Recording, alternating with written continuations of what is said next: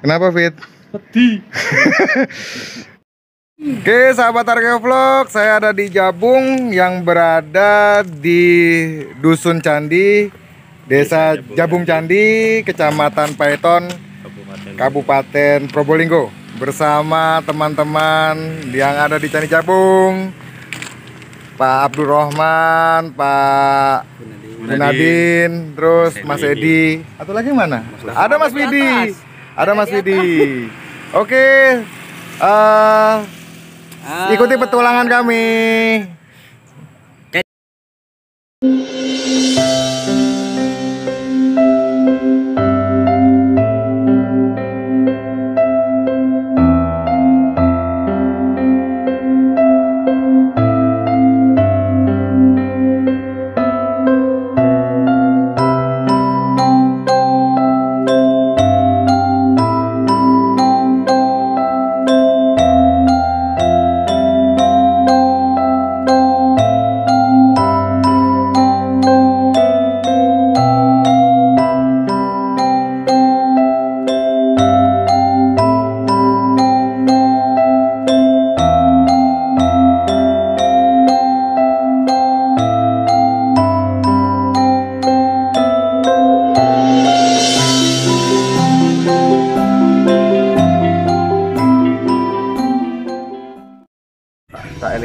Oke, di mana Candi Jabung ada relief yang cukup terkenal dan agak lengkap begitu, yang menceritakan tentang Sri Tanjung begitu. Dimulai dari kakinya Vidi. Ini dia ada di lantai 2 ya, 2. Jadi bagian paling atas, dekat dengan pintu masuk utama, relung utama, bilik utama. Terus ke cara bacanya dia Pradaksina atau mengkanankan candi. Nah, di sini ini ada menggambarkan tokoh dari, sayangnya aus ya, tapi kita menginterpretasikan sebagai figur dari Sahadewa yang memulai adegan awal dari cerita. Kemudian kita bergeser menyusuri selasar di lantai 2 ini, melihat ini adegan dari petapa Tambrapeta yang memang buta begitu, yang dijaga oleh anjingnya. Jadi ini petapanya, dia memang dalam kondisi buta yang dijaga oleh anjing setianya. Kemudian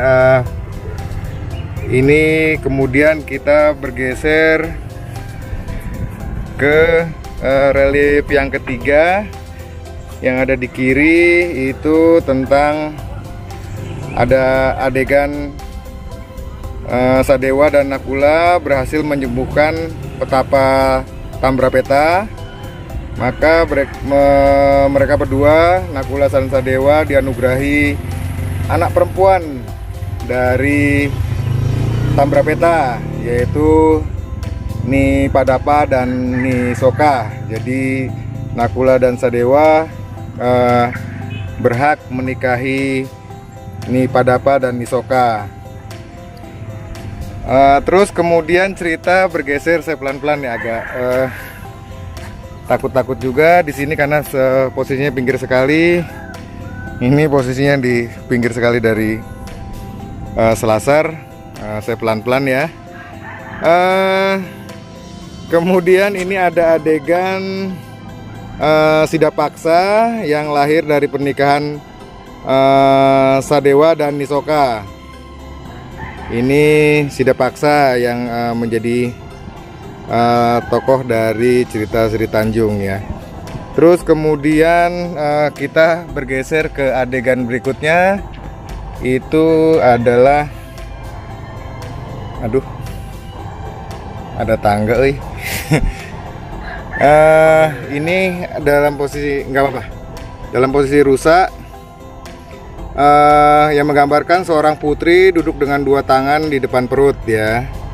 Terus kemudian ya di depannya ada bentuk tumbuh-tumbuhan yang menggambarkan putri dari Putri Sri Tanjung yang dari pernikahan Nipadapa dengan Nakula. Jadi ini Sri Tanjung, tadi yang digambarkan adalah Sidapaksa. Kemudian Sri Tanjung dan Sidapaksa pun akhirnya menikah begitu ya.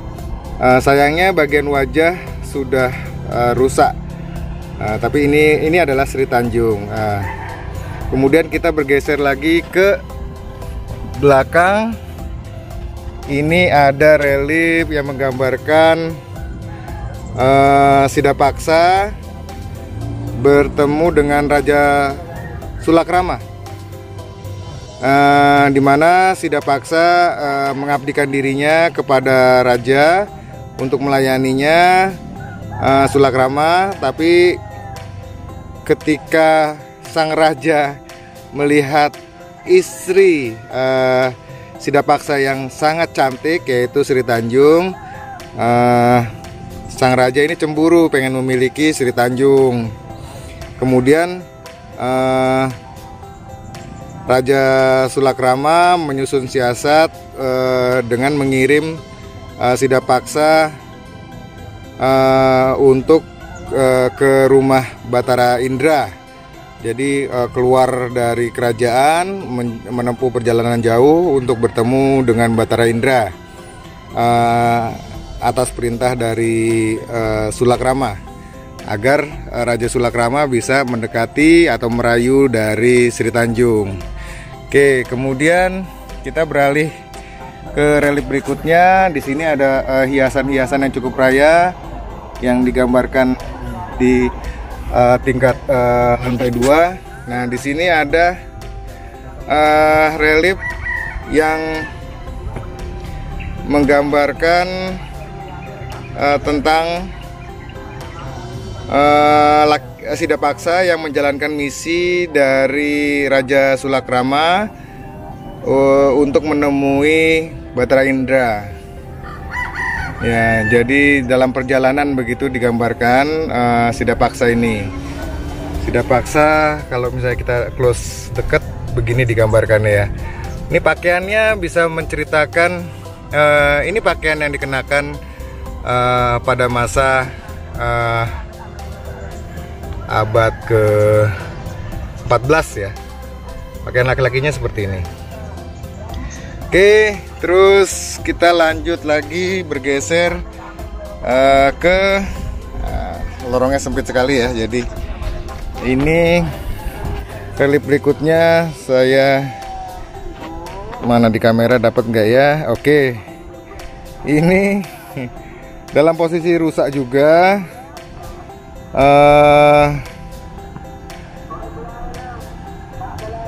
Yang menggambarkan dari Sri Tanjung yang sedang berada di taman bersama ikan. Ini ikannya nih. Ini gelung-gelung ini seperti air, dan ini ikannya yang menjadi sahabatnya. Jadi ikannya menjadi sahabatnya saat Sri Tanjung ditinggal suaminya atau Sidapaksa menjalankan misi keluar kota begitu untuk ke rumah Batara Indra. Oke, terus kita bergeser ke sini. Sini sudah rusak reliefnya, jadi tidak bisa diidentifikasi, tapi kita perkirakan ini merupakan adegan Sidapaksa menuju Kayangan. Ini Sidapaksa, ini bagian kepalanya rusak. Terus aduh, takut aku mundur. Ya sudah rusak ya. Kita geser lagi ke sana. Kemudian ini masih cukup bagus, menggambarkan tentang adegan Sida Paksa bertemu Dewa Indra. Oke, yang tahu bahwa sebenarnya Sida Paksa itu ditipu oleh Sulakrama, sehingga Dewa Indra menyuruh Sida Paksa untuk kembali pulang. Terus kemudian ke relief berikutnya, ini di sebelah sampingnya. Nah, ini kalau ini dalam posisi bagus. Oke, ini relief tentang Raja Sulakrama. Oke, ini bagus ya. Raja Sulakrama sedang merayu Sri Tanjung. Tapi karena Sri Tanjung setia, Sri Tanjung kemudian menolak Sida Paksa. Sulakrama, raja ya, majikannya dari Sida Paksa yang yang menyuruh Sida Paksa menemui Bathara Indra keluar kota, padahal aslinya dimanfaatkan untuk Sulakrama merayu Sri Tanjung. Oke. Kita menarik di sini bagaimana penggambaran dua tokoh ini. Pertama, dia menggunakan betekes ya, atau semacam topi di atas. Kemudian pakaiannya kita lihat, laki-laki dia pakai sarung begitu ya, dengan dada terbuka, sedangkan Sri Tanjung digambarkan hampir tidak menggunakan.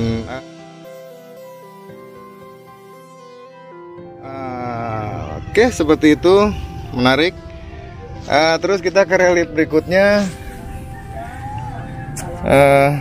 Halo Sarto. Ya. Ini relief menggambarkan Raja Sulakrama. Oke, terus ini relief yang agak rusak ya bagian ininya, tapi kita bisa identifikasi ini adegan Sida Paksa membunuh Sri Tanjung, karena ketika pulang Sida Paksa menyangka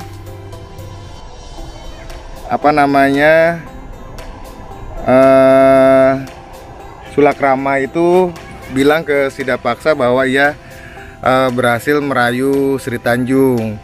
Terus kemudian Sida Paksa sakit hati, marah, kemudian menyeret Sri Tanjung ke pemakaman Gadamayu untuk membunuh Sri Tanjung.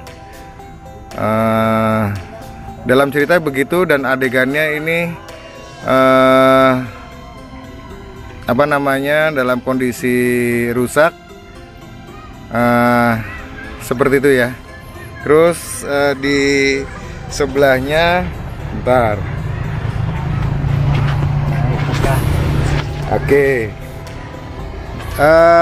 Ketika dibunuh, ini yang menjadi ciri khas dari cerita Sri Tanjung. Sri Tanjung wafat dan menuju ke Kahyangan menaiki ikan begitu, yang merupakan sahabat peliharaannya. Ini yang menjadi, kalau misalnya kita melihat candi ada adegan relief seperti ini merupakan ciri khas dari relief cerita Sri Tanjung. Ya, ketika dalam posisi wafat menuju ke Kahyangan dan sedang menaiki ikan. Kemudian kita bergeser ke relief berikutnya. Ini adegan di mana Sida Paksa sangat menyesali perbuatannya, sudah membunuh istrinya karena termakan emosinya sendiri. Terus namun kemudian ia melihat bahwa noda darah dari istrinya ternyata nggak berbau anyir gitu, tapi berbau harum. Dan Sida Paksa kemudian menyadari bahwa ia telah membunuh orang yang sebenarnya tidak bersalah, tapi dia termakan oleh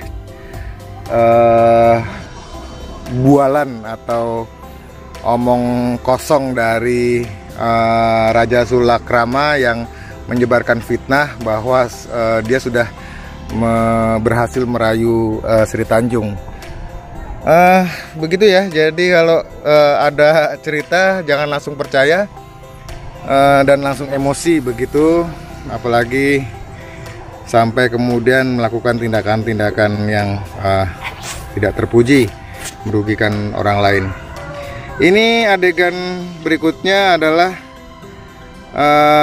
adegan Sri Tanjung saat wafat naik ikan itu di Kayangan, dibawa oleh Kalika ke Prangalas setelah dihidupkan kembali oleh Durga. Jadi